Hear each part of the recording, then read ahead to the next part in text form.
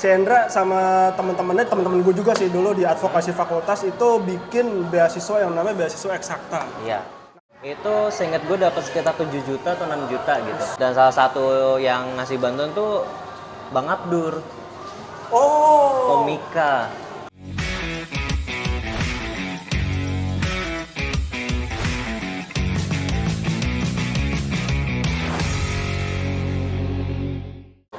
Gue mau lanjut Chandra. Jadi ini makanan paling penting ya sih. Jadi Chandra sama teman-teman gue juga sih dulu di advokasi fakultas itu bikin beasiswa yang namanya beasiswa eksakta. Iya.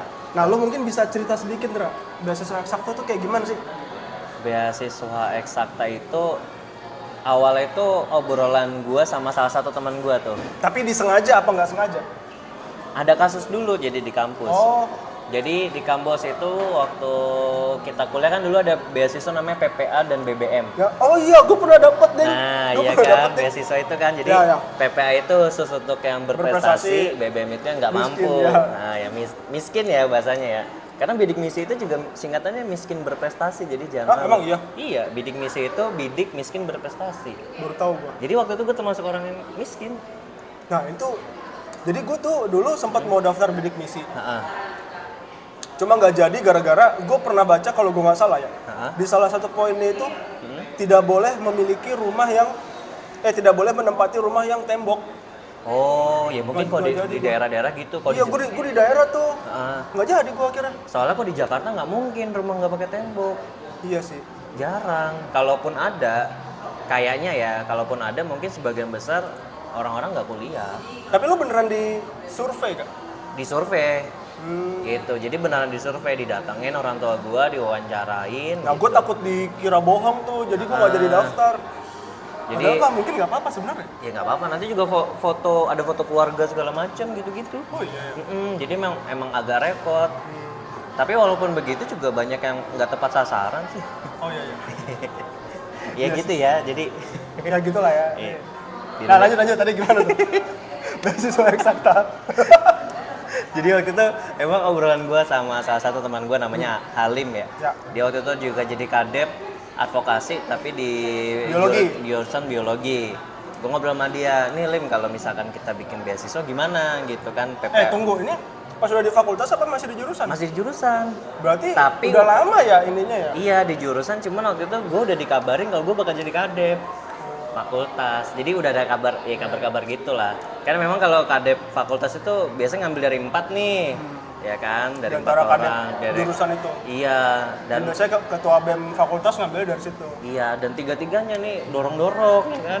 Dorong-dorongan ya, pada kagak ada yang mau. Iya, gitu kan. Udah lu aja kayak gitu kan. Udah. Akhirnya ngobrol sama Halim pas lagi kejadian itu juga ya udah kita ngobrol berdua, abis itu ngobrol lagi lanjut ke kemahasiswaan fakultas. Bu Fatihah. Berarti lu ngebawa ide itu ke Bu Fatihah? Iya, karena emang Bu Fatihah tuh deket banget dulu Iya, sama bener, gue sama Halim Bu tuh. Fatihah tuh keren sih dia.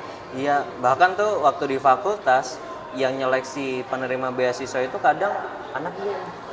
Jadi bukan ke mahasiswa, kadang nggak ke mahasiswa langsung. Jadi minta gue tolong ya ke minta mahasiswa. tolong, karena mungkin kita yang lebih kenal gitu ya. Iya benar. Oke. Dan lu bisa mendeteksi ya, segala Iya. macam gerak-gerik gitu lah ya. Gitu. Akhirnya ngobrol sama Halim, ngobrol sama Bu Fatihah, ya udah dibuat lah. Nah, akhirnya dibikin proposal sama Halim. Itu masih di jurusan juga. Udah di fakultas. Oh, itu udah di fakultas. Jadi itu salah satu program yang nggak diprogramkan. Jadi program tapi nggak apa namanya ini? insidental. Insidental ya. Tapi juga bukan. Oh, Jadi bukan emang nggak masuk catatan proker, tapi memang udah direncanakan. Oh gitu. Gitu. Bikinlah proposal, Halim yang bikin, logo juga Halim yang bikin. Jadi gue cuma terima beres doang tuh. Nah, dulu berarti lu rencananya dana beasiswanya itu dari fakultas berarti? Dari Enggak. UNIF? Jadi mikirnya itu dari mahasiswa-mahasiswa juga. Oh, Jadi konsep tetap donatur juga ya, tetap sama ya? donatur.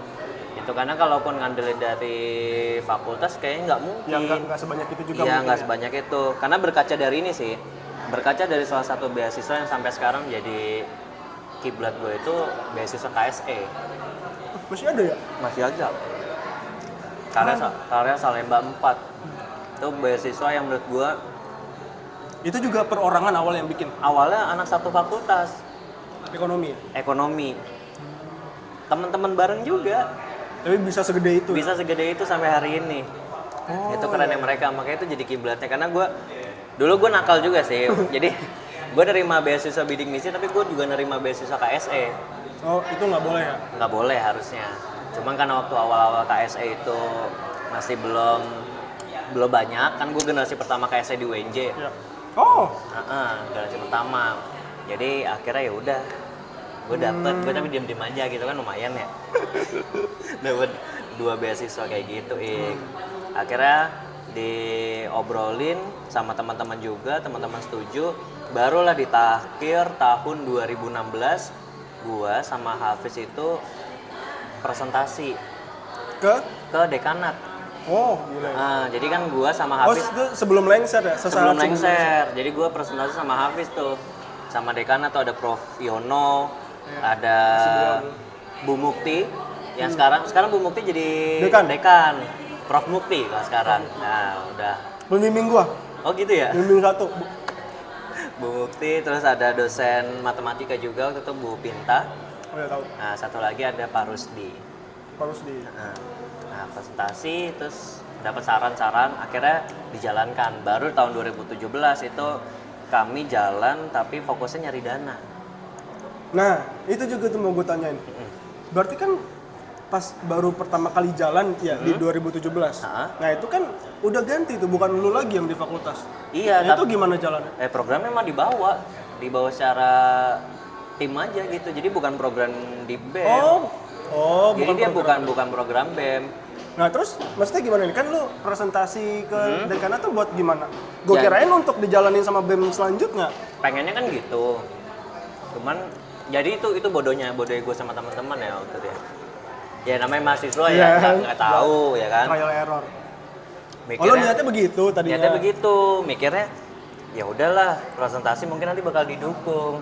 Cuma ternyata di saat itu ini salahnya kami ya. Kami mungkin nggak bikin dokumentasi atau nggak bikin sesuatu perjanjian atau apa. Ya akhirnya sekarang udah ganti dekanat pun juga orang-orang juga udah lupa tentang beasiswa eksakta. Nah itu salahnya. Nah tapi makanya dicoba lagi nih gimana caranya membangun hubungan lagi sama kampus. Karena berarti pada waktu itu jalannya indie aja gitu loh. Iya, anak senja lah indie. Jalan sendiri aja gitu ya?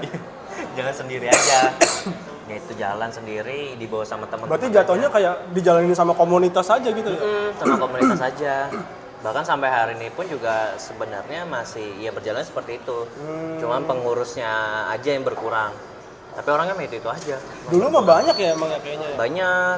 Kayak lu sering bikin kumpul tuh kalau Iya, sering bikin kumpul. Jadi memang terakhir itu beasiswa eksakta itu punya beson tuh 6 sampai sekarang? Sampai hari ini udah nggak ada, udah pada lulus. Oh terakhir waktu masih berjalan? Jadi sebelum COVID tuh terakhir.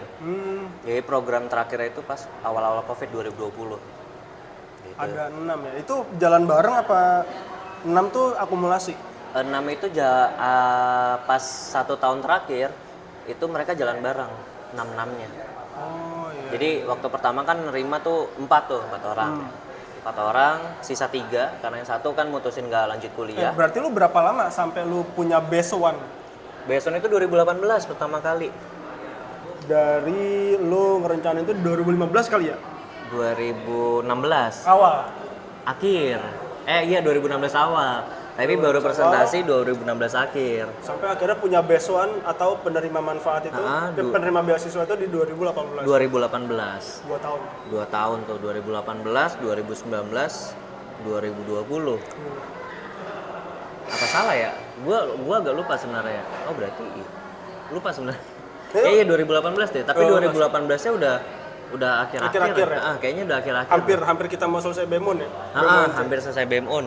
Soalnya si penerima beasiswa itu generasi pertama itu kok nggak salah 4 semester dan nerimanya. Saya ingat gue tuh 4 semester berarti kan 2 tahun tuh. 2 tahun. Sedangkan terakhir itu 2020. Kayak sih 2018 akhir deh. Oke. Mungkin ya. Gokil ya. Bisa bikin bisa ngasih beasiswa selama 2 tahun kan? 2 tahun. Makanya gue kadang nggak nyangka aja bisa gitu ya. Nah, dari sampai 2018 itu lu fokusnya di mana? Galang dana berarti? Galang dana sama bikin program, Oh, ngerancang. ngerancang program gitu. Udah fokusnya sih dua itu aja, sama branding sih. Nah, itu yang paling banyak dari mana? Dana untuk beasiswanya itu? Perorangan atau perusahaan itu? Perorangan, nggak bisa ke perusahaan. Kalau perusahaan Belum kan, ya? belum bisa karena harus ada legalitas. Kalau perusahaan nggak banyak perusahaan yang bisa percaya sama yang kayak gini-gini kan. Apalagi ya belum berbadan hukum gitu-gitu ya. Belum berbadan hukum jadi agak sulit. Jadi mau nggak mau ya perorangan gitu. Ya ke alumni yang kita kenal gitu. Ya. Dan itu bisa ngasih beasiswa sampai 2 tahun. 2 tahun. Ke 6 orang. 6 orang. Gokil, keren banget sih. Dan itu sempat vakum ya kalau gue nggak salah. Iya, jadi pas COVID itu ada program terakhir dari beasiswa Eksakta itu namanya Bahagia di Tanah Rantau. Jadi waktu itu fokusnya itu pertama buat ngasih bantuan ke mahasiswa yang terdampak COVID tapi kejebak di Jakarta. Itu kontinu apa sekali? Sekali doang. Oh iya. Karena kan waktu itu kan nggak boleh pada balik kan. Mereka kejebak di kosan kayak gitu-gitu lah. Jadi kayaknya nih momen yang pas nih buat nolongin mahasiswa waktu itu. Sama sekaligus buat ngasih bantuannya pembayaran UKT waktu itu. Oh iya. Senilai tapi nggak full ya. Jadi kami itu kalau ngebantu itu paling cuma 1.500.000. Wah, itu udah lumayan banget, Bro. Per orang Itu udah gede 1.500.000. banget. Kayak gitu kan. Nah, itu program terakhir tuh 2020. Dan itu Awal berarti. awal dan itu nggak nyangka banget karena banyak banget bantuan yang masuk. Jadi batch pertama itu nanti coba teman-teman cek aja di Instagram beasiswa Eksakta. Nah, gue taruh sini Instagram. Beasiswa Eksakta itu seingat gue dapat sekitar 7 juta atau 6 juta gitu. Dan Untuk yang COVID tadi, program COVID untuk tadi. COVID yang tadi, dan salah satu yang ngasih bantuan tuh Bang Abdur, Oh. Komika. Gue kira dia cuma bantu ini doang. Enggak, dia ngasih bantuan juga. Maksudnya? Ngasih bantuan sekaligus promosi. Akses yang ke sana siapa enggak yang bisa sampai ke beliau? DM, nggak tahu malu aja DM Instagram. Jadi Emang rezekinya sih. jadi nggak tahu ya, dulu tuh emang teman-teman tuh ya orangnya nggak tahu malu aja ngehubungin aja gitu. Nggak tahu gimana dia dapat aja gitu. Ya tuh. Makanya gue juga kaget tuh, apakah lu ada yang punya link untuk ke dia? Pribadi aja gitu. Itu emang rezekinya ya, emang dari situ ya? Mungkin rezekinya. Alhamdulillah ya. Dan waktu itu yang batch keduanya pas mau bantuan pembayaran UKT itu alhamdulillah tuh ada salah satu alumni yang dia udah punya kayak semacam usaha yang udah lumayan gede, dan itu ngasih bantuan tuh total hampir seingat gue tuh 20 juta atau berapa gitu. Itu akhirnya dihabis-habisin tuh di saat itu. Buat UKT ya? Buat UKT 20 juta dibagi Itu di bulan apa ya? Aduh lupa banget Itu gue kan di 2020 tapi? Iya 2020, pokoknya 2020 tuh bener-bener program terakhir. Habis-habisan lu ya? Habis-habisan karena di saat itu akhirnya kami memutuskan untuk vakum. Ya karena ada faktor satu dan lain hal lah ya waktu itu ya. Covid juga lah kan? Covid. Nggak bisa sering-sering kumpul. Nggak bisa sering kumpul, terus teman-teman pengurus juga ya punya kesibukan, dan salah satunya waktu itu kesibukan gue itu gue nyelesain kuliah Iya. karena gue kan generasi Covid ya, yang lulusnya tuh lebih dari 14 semester. Tapi jangan ditiru ya teman-teman ya, saya lulusnya tuh 15 semester. Tapi ada alasannya. Jangan misalkan 15 semester tapi tidur-tiduran doang. Iya, Gitu. jadi Kalau waktu itu alasannya Hendra termaafkan. namatin Naruto dulu waktu itu. Kagak, kalau lu kan ngurusin banyak hal ya kan, bikin beasiswa segala macam, itu termaafkan lah. Jadi gitu ya, akhirnya 2020 mutusin berhenti. Nah, waktu itu pengen comeback sebenarnya. Di 2021, 2021 bener. 2021 itu pengen comeback. Covid udah mendingan ya? Udah mendingan.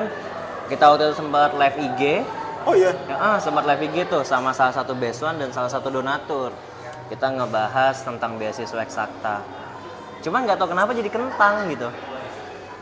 Jadi Nggak ada yang follow up? Nggak ada yang follow up, jadi kentang gitu. Nggak berjalan gitu. Nggak berjalan, barulah tahun ini mau dijalanin lagi. Gitu. Nah, Kan sekarang nih lagi mau jalan lagi, terus lagi di tahap apa penyempurnaan lagi atau udah tahap galang dana gitu? Tahapnya galang dana. Jadi sekarang itu kami lagi galang dana, terus juga nge-branding yang pastinya ya, nge-branding ke alumni-alumni. Jadi target awal itu yang pernah jadi donatur. Jadi terakhir itu donatur kami itu ada sekitar 30-an nih. Oh. Gitu. Minimal kalau orang mau donasi berapa? Nggak ada minimal. Dari mana? Jadi kalau sekarang itu kita tuh punya 2 jenis pemberi manfaat ya. Jadi donatur itu kami namakan pemberi manfaat. Ada 2 jenis. Yang pertama itu pemberi manfaat tetap. Ya. Itu kontraknya ya, perjanjian itu selama 1 tahun. Bulanan. Nah itu nominal terserah dari pemberi manfaat. Yang satu lagi pemberi manfaat tidak tetap, itu cuma 3 bulan doang. Jadi kalau misalkan mau coba-coba jadi pemberi manfaat. Nah kalau misalkan cuma sekali doang gitu, boleh? Boleh, nggak masalah gitu. Kalau cuma sekali-sekali nggak masalah, kami juga terima gitu. Nah nanti kalau misalkan teman-teman mau jadi pemberi manfaat, terutama yang setahun, itu pastinya akan ada beberapa feedback dari kami. Misalkan penghargaan atau lain sebagainya gitu. Nah buat info lengkap bisa cek di Instagram ya. Iya, Nanti gue taruh di sini nih Instagram. Nah, Instagram beasiswa eksakta. Gitu. Jadi memang sekarang sih targetnya branding, donasi, sama kemarin tuh gue bisa ketemu sama akademik MIPA. Oh iya? Ke Kampus lu berarti? Ke kampus.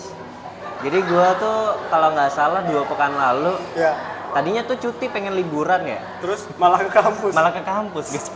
Ngapain lu? Ya. Jadi kan cuti tuh, pengen cuti, bukan liburan sih, sebenarnya pengen ya leha-leha aja lah di rumah gitu, santai-santai. Tahu-tahu gue sempat waktu itu ngehubungin salah satu staf akademik di MIPA. Siapa? Ada Bu Lulu namanya. Oh iya tahu gua. Tahu kan Bu Lulu tuh, Bu. Gini. Gue ceritain kan tentang beasiswa eksakta. Karena menurut gue itu salah satu program bagus nih buat alumni kan, buat ngikat alumni, buat Benar. alumni bisa balik ke kampus lagi gitu kan. Karena menurut gue bagus kan, gue ngomong gitu. Terus kata Bu Lulu, ya udah ketemu aja hari Jumat biar lebih jelas jelasinnya. Ya udah gue datang hari Jumat, gue bawa proposal gitu. Gue bawa proposal, terus bawa histori penerimanya siapa, dana yang pernah terkumpul tuh berapa gitu. Terus ada follow up lagi? Nah Dari nanti selanjutnya langsung ke WD3. Nah itu nunggu jadwal. Karena kan masih audiensi gitu ya? audiensi. Nah itu outputnya apaan harapannya? Harapannya sebenarnya pertama itu kami bisa diakuin ya, jadi salah satu program alumni yang bukan harus di bawah MIPA juga sih. Jadi memang program yang resmi itu punyanya alumni MIPA. Gitu. Jadi nanti yang membawahi itu fakultas. itu nanti yang di bawahnya siapa itu sebenarnya belum tahu juga sih. Nanti kebijakannya bagaimana ya. Seenggaknya ketika kami resmi di bawah MIPA, kami bisa misalkan ngasih tahu ke alumni yang lebih tua, mungkin yang lebih senior, jadi lebih enak resmi. Yang lu incer berarti legalitasnya dari fakultas. Dari fakultas. Jadi biar enak tuh ke alumni-alumni. Iya. Walaupun sebenarnya kalau dulu ya Grand Design itu di tahun-tahun ini tuh se-UNJ. Ya. Harusnya. Ini apa pemberi manfaat ya? Penerima manfaat. Iya. Jadi memang Beasiswanya. Beasiswanya itu harus se-UNJ harusnya. Harusnya ya. Cuma kan lu sempat vakum dan Sempat segala vakum macam. sama teman-teman kan, ya udah kami pikir mulai dari yang kecil dulu gitu ya. Mudah-mudahan sih bisa rutin, bisa terlaksana dengan continue dan ya nanti makin banyak aja sih. Amin. Nah, terakhir dah. Harapan lu deh ke depan gimana buat beasiswa eksakta? Buat Pengennya gimana? Pengennya sih kalau buat beasiswa eksakta itu yang pasti bisa terus berjalan ya. Dengan tentunya jumlah penerima beasiswanya yang meningkat. Gitu. Ada target nggak lu? Minimal 1000 kali ya. Amin. Minimal 1000 ya. Karena kan kalau ngelihat kondisi kuliah-kuliah zaman sekarang kan mahal-mahal tuh. Mahal-mahal banget. Dan kemarin kalau gue baca-baca tuh secara data ya di BPS ternyata tingkat harapan anak-anak SMA, SMK itu buat kuliah tuh kecil. Karena biaya. Pertama karena biaya, Kedua karena memang kampusnya juga nggak cukup. Oh, Jumlah kampus itu nggak cukup. gitu baru tahu. Iya, jadi jumlah kampus itu nggak cukup. Kalau yang gue lihat ya datanya, dan yang kalau gue sorot tuh bukan masalah jumlah kampus yang nggak cukup, tapi masalah finansial. Karena sebenarnya kan sayang banget ya ketika dia punya kemampuan, tapi dia finansialnya nggak ada. Akhirnya nggak kuliah, potensinya nggak kebuka. nggak kebuka gitu kan. Walaupun gue nggak menutup kemungkinan ya, namanya orang sukses itu bisa lulus SMA, SMK. Iya, Bisa bener-bener. sebenarnya. Ya walaupun nggak banyak kan. Iya, tapi nggak ada salahnya. Iya, benar-benar. Nggak ada salahnya mencoba sampai tingkat kuliah. Iya. Gitu. Lalu ada kepikiran ini nggak sih? Ngebawa beasiswa buat nguliahin orang di luar negeri gitu? Mungkin suatu saat nanti iya kali. Karena memang pikiran awalnya itu nguliahin ke kota-kota besar di Indonesia. Iya. Terus mereka balik ke daerah. Oh, iya. Berarti lu nanti nyari-nyari anak-anak SMA daerah juga gitu? Bisa jadi gitu. Keren. Jadi memang kan kenapa hari ini ada kota besar, ada kota kecil, karena salah satunya itu nggak berkembangnya kan. Ya, benar. Tidak merata. Tidak merata yang namanya pertumbuhan Ya. di tiap-tiap daerah. Dan itu mengakibatkan yang namanya mudik. Karena Karena kan orang kumpul di satu kota. iya, terus akhirnya pulang Iya. gitu. Karena kota yang lainnya itu yang nggak ada lapangan kerja yang banyak. Iya, nggak banyak. Terus mungkin sekalipun banyak, itu UMR nggak bagus gitu kan ya. UMR nggak bagus. Kayaknya kalau misalkan rata ya di Indonesia ya, harapannya suatu saat nanti bisa rata. Tiap daerah itu tahu potensinya masing-masing. Iya. Sarjana-sarjana yang bisa ngebangun itu kayak bagus banget. Berarti lu pengen juga ngebawa putra daerah nih, lu kasih beasiswa dari Eksakta, biar dia bisa ngebangun daerahnya lagi gitu. Iya, Itu keren sih. Keren, karena itu yang dibutuhin sama daerah-daerah sekarang ya, Iya. lapangan pekerjaan gitu. Lapangan pekerjaan. Karena kayak di kampungnya bapak gua, itu kalau nggak bertani ya pabrik, nggak ada lagi. Oh iya, benar, nggak ada pilihannya. Gitu nggak ada lagi, dan itu kan terbatas kan? Iya. Terbatas gitu. Dan jadi petani nggak butuh syarat yang ribet-ribet. Iya, makanya gitu. Nah, kalau di Jakarta, lu banyak kan, maksudnya potensi yang bisa mendatangkan uang kan banyak. Banyak. Cuma kalau di daerah ya, itu contohnya kayak di tempat bokap gua, kalau nggak bertani ya pabrik gitu, nggak ada lain lagi. Gitu. Iya. Nah itu yang mau lu coba untuk kembangkan di situ ya, biar Iya, setiap daerah punya potensi untuk lapangan pekerjaannya lebih besar lagi. Iya benar, jadi memang harus seperti itu. Karena ya kalau gue secara pribadi itu berkaca dengan ya diri gue sendiri. Mungkin kalau gue nggak kuliah, Iya. gitu, gue nggak bisa. Nggak seperti ini. Iya, nggak bisa Bener-bener. kayak gini, nggak bisa ini ketemu sama lu di sini kan. Bener. Karena yang kayak yang tadi lu bilang, Dra, emang ada orang yang sekolah SMA, SMP, SD itu bisa jadi orang hebat, orang kaya lah gitu Bisa, ya. bisa. Tapi nggak semua orang punya kelebihan kayak gitu. Iya benar. Ada sebagian besar orang yang dapat kemampuan itu tuh di kampus gitu. Benar. Ya kan, nah makanya lu ngambil peran itu gitu untuk Iya. memudahkan lah orang-orang yang kesempatan itu susah gitu. Iya kan, jalur sukses itu kan juga banyak kan ya. Iya. Salah satunya mungkin dengan kuliah bisa sukses. Nah gitu, bener. Bukan satu-satunya jalan Bukan sukses satu-satunya, ya. tapi salah satu. Salah satu. Gitu kan. Karena beberapa bulan yang lalu tuh sempat ngetren, Dra. Apa namanya? Sorry. Lu pernah dengar gak sih isu-isu sekolah tuh sebenarnya penting gak sih gitu? Oh iya, pernah tuh gue denger tuh Nah kayaknya. itu kan ngetren kan, maksud gua ya dia mencontohnya tuh kayak Bill Gates gitu-gitu yang apa tokoh-tokoh dunia yang jadi hebat walaupun sekolahnya nggak selesai. Ya berapa persen sih orang yang kayak gitu ya kan? Bisa, Berapa persen gitu? bisa jadi yang sukses cuma Bill Gates doang. Nah iya gitu, walaupun bisa. Bisa. Lu nggak sekolah tinggi jadi sukses gitu. Cuma kan tadi apa namanya, kebanyakan orang tuh pemikirannya untuk sukses terbuka ketika kuliah, ketika sekolah gitu kan. Iya. Karena kan kita juga nggak tahu ya, kayak misalkan Bill Gates nggak sekolah tapi usahanya seberapa keras. Nah, dan mindset yang dia punya kan nggak tahu juga. Iya. Yang dicontoh cuma nggak sekolahnya doang ya kan. Iya, Gitu. kalau contohnya nggak sekolahnya doang mah Banyak yang nggak Banyak sekolah. kayak gitu. Gitu. Nah, ya itu dia sih. Makanya yang penting tuh memang pendidikannya sih. Benar. Jadi ya kalau teman-teman nih ya, terutama nih mungkin yang nonton nanti anak-anak SMA nih, Iya. pas banget nih ya Kak, udah mau kuliah. Mudah-mudahan ramai ya. Mudah-mudahan rame nanti anak-anak SMA yang nonton. Kalau menurut gue itu kuliah itu nggak cuma dapetin ilmu sebenarnya, Bener.